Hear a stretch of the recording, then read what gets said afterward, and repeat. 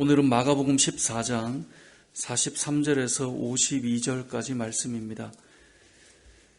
교도가실 때 제가 먼저 43절을 읽겠습니다. 예수께서 말씀하실 때에 곧 12 중에 하나인 유다가 왔는데 대제사장들과 서기관들과 장로들에게서 파송된 무리가 검과 몽치를 가지고 그와 함께 하였더라. 예수를 파는 자가 이미 그리와 분노를 쌓아이르되 내가 입맞추는 자가 그이냐 그를 잡아 단단히 끌어가라 하였는지라. 이에 와서 곧 예수께 나와 랍비여 하고 입을 맞추니 그들이 예수께 손을 대어 잡거늘 곁에 서 있는 자 중에 한 사람이 칼을 빼어 대제사장의 종을 쳐 그 귀를 떨어뜨리니라. 예수께서 무리에게 말씀하여 이르시되 너희가 강도를 잡는 것 같이 검과 몽치를 가지고 나를 잡으러 왔느냐. 내가 날마다 너희와 함께 성전에 있으면서 가르쳤으되 너희가 나를 잡지 아니하였도다. 그러나 이는 성경을 이루려 함이니라 하시더라. 제자들이가 예수를 버리고 도망하니라. 한 청년이 벗은 몸에 배 홑이불을 두르고 예수를 따라가다가 무리에게 잡히매 내 혼인을 버리고 벗은 몸으로 도망하니라. 아멘. 고난주간 첫날 이 본문이었던 어제 내용은 예수님의 기도였습니다. 십자가를 향해 가시는 이 주님께서 마음을 쏟아 기도하는 모습을 우리가 어제 보았습니다. 반면에 제자들은 주님과 함께 기도의 자리로 갔지만 피곤하여서 잠만 자고 기도하는 시간이 끝이 났음을 보았죠.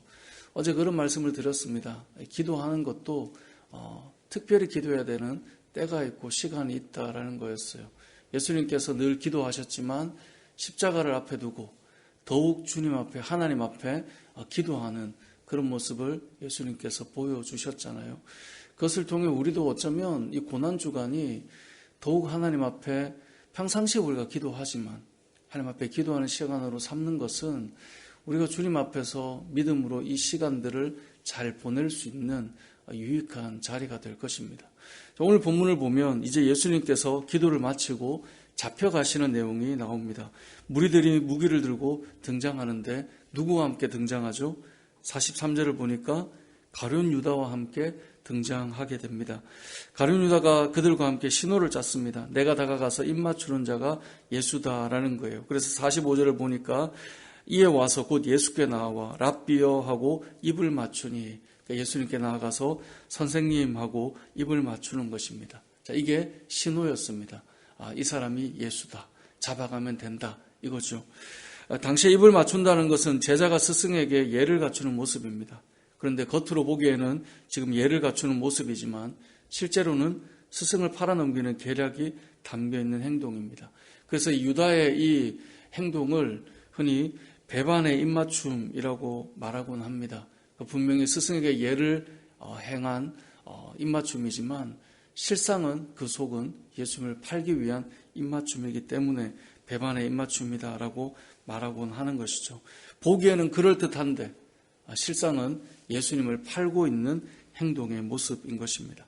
그런데 이 행동을 하는 유다에 대해서 43절은 이렇게 표현해요. 43절을 보면 이렇게 되어 있습니다. 예수께서 말씀하실 때 곧 12 중에 하나인 유다가 왔다라고 되어 있어요. 12 중에 하나인 유다. 그러니까 마가는 가룟 유다를 표현할 때 12 중에 하나다라고 하는 표현을 계속 반복해서 사용합니다. 다른 복음서에서도 계속 이 표현들을 등장시키고 있습니다. 이것은 무엇을 의미할까요? 예수님을 팔고 있는 유다를 12 중에 한 명이다, 제자 중에 한 명이다, 이것을 강조하고 싶은 겁니다. 제자 중에 한 명인 유다가 지금 이 일을 하고 있어 라고 마가는 말하고 싶은 거예요. 이건 무엇을 말할까요? 겉으로는 예를 갖추는 제자지만 속으로는 예수님을 팔아넘기고 있는 거예요. 이것은 그 당시에도 12 중에 한 명, 제자 중에 한 명이 일을 하고 있는 것처럼 이 시대에도 제자 중에 한 명이, 성도 중에 한 명이, 믿는 자라고 하는 사람 중에 한 명이 겉으로는 그럴듯하게 입맞추며 예를 갖추며 신앙생활을 하는 것 같지만 속으로는 예수님을 팔며 자신의 삶을 꾸려나가고 있는 이 가룟 유다와 같은 자가 우리들의 모습이다라고 하는 것을 보여주고 싶은 것입니다. 결국은 12 중에 하나인 가룟 유다는 가룟 유다라고 하는 어떤 특정인을 말하기보다 제자 중에 한 사람인 우리도 이룰 수 있다라고 하는 것을 말하고 싶은 거예요. 자, 이런 모습을 보여줄 때, 입맞춤을 하고 이가 예수다라는 걸 알려줄 때 46절에 보면 그들이 예수께 손을 대어 이제 잡으려고 하죠. 그랬더니 47절에 보니까 곁에 있는 자 중 한 사람이 칼을 빼서 대제사장의 종을 쳐서 그 귀를 떨어뜨려 버립니다. 귀를 베어버린 것이죠. 우리가 다른 본문을 통해 알 수 있지만 이 일을 행한 사람이 누구입니까? 베드로라고 우리는 알고 있습니다. 그런데 오늘 본문은 이 행동을 누가 했는지 말해주지 않습니다. 복음서를 읽다 보면 복음서들을 통해서 통합해서 우리는 성경을 보곤 하는데, 사실 성경을 읽을 때는 먼저 한 권 한 권을 읽는 것이 유익합니다. 왜냐하면 마가가 지금 말하고 싶은 것은 이 사람이 베드로야라고 하는 것을 말하고 싶지 않은 거예요. 우리가 다른 본문을 통해서 베드로잖아라고 정보를 가져오는 것보다 더 유익한 것은 마가는 지금 이 사람을 말하고 싶지 않다라는 거예요. 그래서 그 이름을 빼놓았어요. 우리는 생각하겠죠. 아니, 제자 중에 누가 이런 일을 했을까? 만약에 마가복음만 접하는 사람이라면, 마가를 통해서 하나님께서 이 말씀을 읽게 하셨다면 우리가 이 말씀을 읽을 때 와, 이 사람은 누구일까? 그런 생각을 하지 않겠습니까? 근데 마가는 이 사람이 누구인지 이름을 가려놓음을 통해서, 베드로라고 하는 특정 인물을 빼놓음을 통해서 이 사람이 누구일까라는 궁금증에서 더 나아가 제자 중에 한 사람이 지금 일을 했다는 거예요. 이 말은 뭐겠어요? 제자 중에 한 사람인 우리들도 기도하지 않고 잠들어 있던 우리들이라면 기꺼이 칼을 빼서 주님이 원하지 않는 행동을 할 수 있다라고 하는 것을 보여주고 싶은 것입니다. 그래서 이름이 등장하지 않습니다. 그 다음 사건도 마찬가지입니다. 그러면서 50절을 보면 제자들이 다 예수를 버리고 도망하는데요. 도망하는 한 특정 인물을 등장시킵니다. 51절에 보면 한 청년이 벗은 몸에 홑 이불을 두르고 예수를 따라가다가 무리에게 잡혔어요. 어떻게 합니까? 홑 이불을 벗어버리고 벗은 몸으로 도망해요. 옷을 다 던져내던지고 발가벗은 상태로 도망을 갑니다. 살기 위해 창피를 무릅쓰고 다 벗어던지고 도망가요. 자, 전통적으로 이 사람은 마가 요한이라고 우리는 흔히 알고 있습니다. 그런데 마가는 그 사람 이름을 말하고 싶어 하지 않습니다. 우리는 성경을 정보를 통해서 이 사람은 누구입니다 아는 것이 지식으로 유익할 수 있지만, 마가는 지금 이 사람을 그냥 한 청년이라고 말합니다. 한 청년이며 예수를 따르던 제자라고 말하고 있어요. 그런데 발가벗음을 통하여서라도 도망을 가는 이 사람, 도대체 이 사람은 누구일까? 말하지 않지만 보여주고 싶은 것은 그것입니다.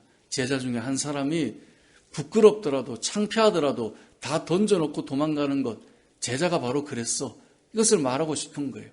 그러니까 오늘 본문은 어떤 특정한 인물들을 등장시키면서 이 사람은 이런 모습을 보였고 이 사람은 이런 모습을 보였고 그것을 드러내고 싶은 것이 아니라, 마가는 이름을 가려놓고 제자 중에 한 사람이 이런 일을 했고 제자 중에 한 사람이 이런 일을 했고 제자 중에 한 사람이 이런 일을 했다라고 하는 것을 지금 말씀하고 싶은 겁니다.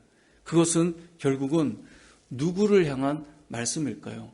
제자 중에 한 사람인 우리들도 이런 모습을 볼 수 있다라고 하는 것을 말하고 싶은 거예요.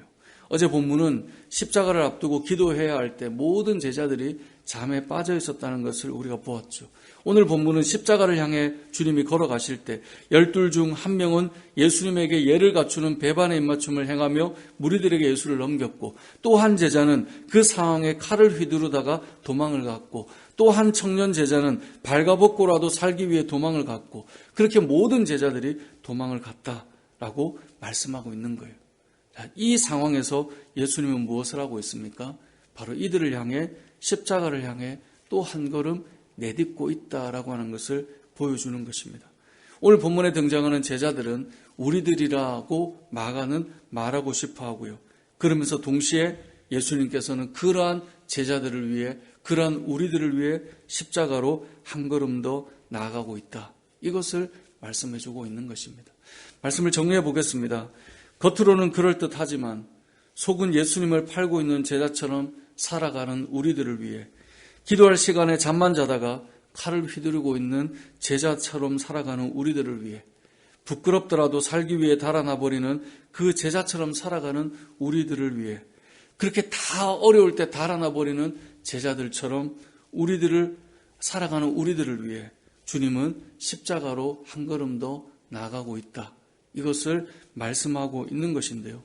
이 시대 속에 저와 여러분을 위해 또 한 걸음 십자가로 나아가고 있는 주님의 이 사랑을 말씀을 통해 우리가 묵상하면서 그 은혜에 감사하고 또 성령 안에서 우리의 믿음을 다시 세워가며 주님의 십자가가 이 당시에 이들의 모습을 우리가 바라보면서 바로 우리들을 위해 주님께서 이 땅에 오셨고 우리들을 위해 이 길을 가고 있다라고 하는 사실을 기억하며 이 고난주간의 또 하루를 우리가 묵상하며 우리의 믿음을 세워가는 저와 여러분 되시길 주님의 이름으로 축복합니다.